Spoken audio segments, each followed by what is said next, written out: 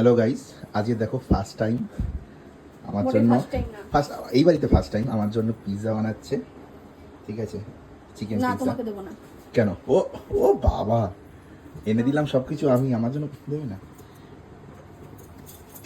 বউ বানাচ্ছে, দেখালাম। এবার পিৎজাটা তৈরি হোক, বাকিটা দেখাচ্ছি কেমন কি হয়। আর খেয়ে তো জানাবোই কেমন টেস্ট হয়। কটা বানাচ্ছো? দুটো? আচ্ছা ঠিক আছে, আমি এদিকে দাঁড়িয়ে আছি, অপেক্ষা কখন হবে খাবো।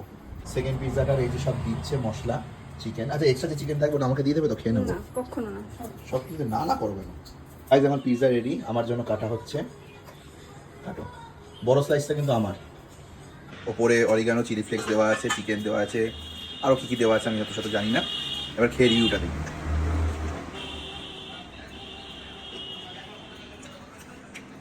না সিরিয়াসলি দারুণ হয়েছে কিন্তু,